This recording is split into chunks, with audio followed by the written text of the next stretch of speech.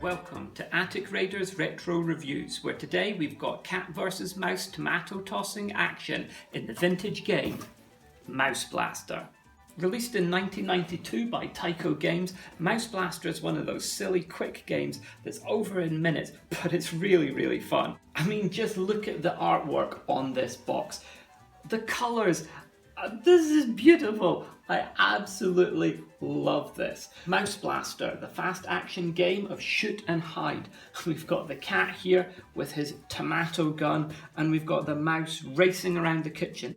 I don't know what he is wearing, but this mouse is so 90s.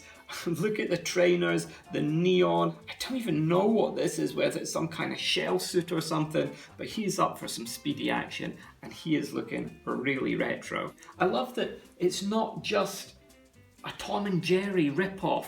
They've actually gone for their own kind of characters here with their own personalities. And this cat is great. Look at his face. He's going crazy blasting those tomatoes. In a game where you have to steal the cheese but don't get blasted, this is a two-player game and it's over in minutes. But you could play it as many times as you want, and it takes a lot of playing before it starts getting old. Looking on the back, we can see even more beautiful colours. I just love the red and the yellow on this. It's just so Saturday morning cartoon. We've got the quick mouse versus the angry cat. And you can see from the look on these kids' face that they're enjoying this game just as much as adults will. If you're the quick mouse, you have to control the mouse with the magnetic wand, move quickly or hide, watch out, don't get blasted. If you're the angry cat, you have to pivot, aim, fire tomato with shooting gun, and an automatic ball return for non-stop action. You can see just from this, you already want to play this game. Let's take a closer look. In comes with 5 red balls, which are supposed to be tomatoes that get loaded into the blaster. 4 of them go into the gun in order to play the game, and 1 is to be kept as a spare. Of course, my one's only got 3 of the tomato balls, and it's got 1 random yellow ball that somebody found and threw in there, so I'm missing 2 of them. And this is the mouse controller rod. You can see it's just a plastic hollow rod there with a magnet on one end in order to be able to connect to the mouse, and it's got the Tyco logo on one end of it here. The mouse piece has obviously got a magnet on the underside of it so that it can stick to the control rod, and he's rather pleased with himself from the looks of things. He's got his bit of cheese tucked under his arm here as he scurries around, and he's got a big cheese eating grin on his face. You can see that he's got his tail is tucked up underneath his hand so that he's not going to trip over his tail as he scurries around as fast as he can around that kitchen, trying not to get shot with tomatoes. And he's a really happy, cheery looking little guy. I don't think I would be looking that happy if I had tomatoes getting hurled at me at quite the speed that they're going to be fired at him. This is the cat that actually mans the tomato gun. You can see this is a great little sculpt. I love this character. He's got so much character and expression on his face. You can see the actual gun barrel itself would fit into this section here, and then on the sculpt we've got the actual hopper of the gun, and that is full of tomatoes ready to blast those at the mouse. He's got another tomato here in his paw or claw ready to load into the hopper and to fire at that mouse and blast it out of the kitchen. His face has got a really grim, determined look on there. He's really ready to get that mouse. He's got one eye screwed up so that he can focus properly down the scope of that tomato blaster gun. And it's just got really nice detail on here. There's lots of fur detail. There's his tail there, and he's got his cap that he's wearing, and a bit more sticker detail here from the gun. He's just really nice character. I love this guy. The cat connects onto this swivel base here nice and firmly, with the gun connecting into that space in the sculpt. So he can move back and forth left and right so that he can target any area within the kitchen in order to try and blast that mouse. The whole board is on a slope so that when those tomatoes are fired, they easily, once they've bounced around the kitchen, they come and roll straight back down into the hopper to automatically reload so that that can fire again. Those tomatoes get shot out at a really, really fast speed. It's so fast you can hardly see them at all. They blur out of there at a rate of knots and bounce around this kitchen. You'll also notice that it is very loud as it fires them out. And you can imagine a rapid fire game of this with the mouse zipping around in this kitchen. It gets very noisy.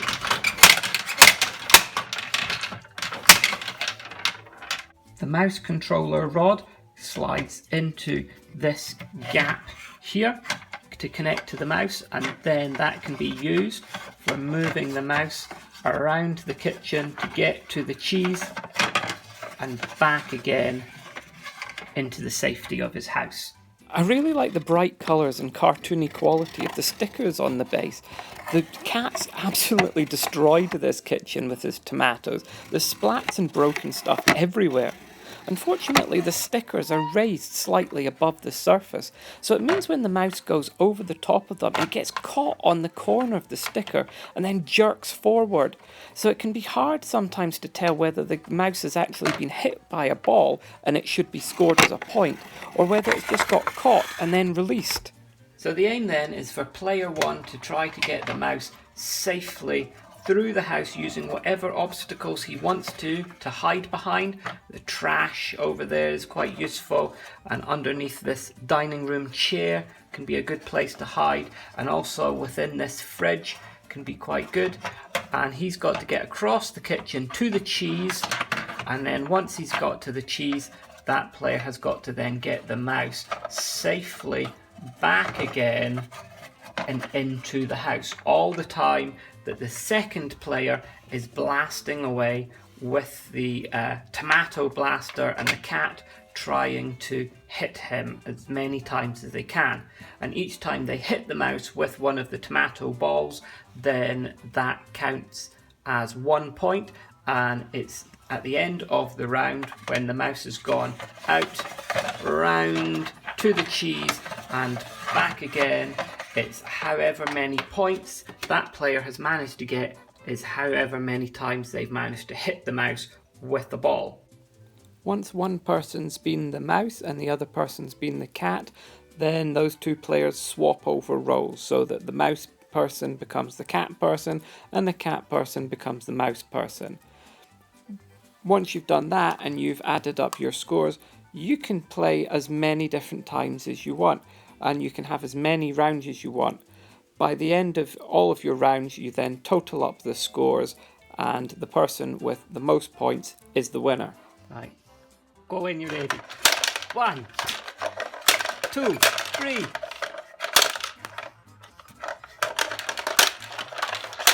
4, 5, 6, 7, 8, 9. Oh, I was 9 that time. Woo! 1. You missed him! Ah! Ah! 2, 3, 4, 5, 6, 7.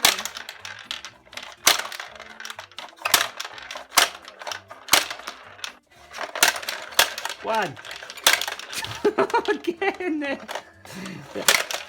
2, 3. No! Oh, jeez! 4. No, I'm stuck! Okay. I'm Ah. not doing this again! 5, 6, 7, 8, 9.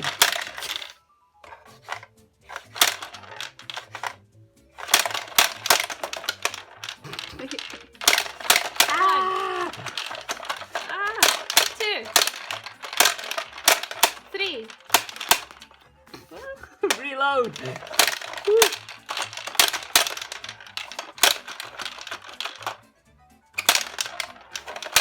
Four. Ah!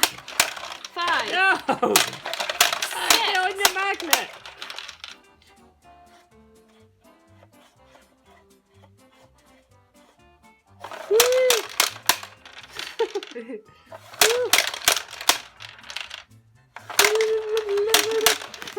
You're too good at that. Of course, you can take turns being the mouse or the cat as many times as you want and continue playing this game for as long as you want.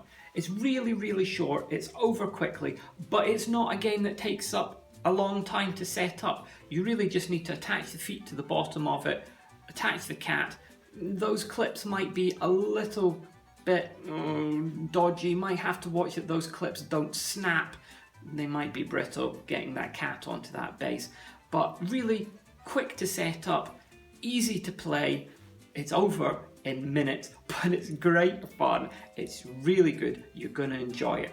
The problems, as I said earlier, moving the mouse around with the magnet, with the stickers, it can get caught on the edge of the sticker and jump forward, and that can be really difficult sometimes to tell whether or not the mouse has actually been hit with a ball or not. Again, as you're moving the mouse around quickly with the magnet underneath, then sometimes you move the magnet too quickly and the mouse will jerk forward. Again, it can be hard to control the mouse, but also to know whether it's been hit or not, and you should score a point. Also, those balls, they move so fast and they ricochet and ping about that kitchen, the tomatoes.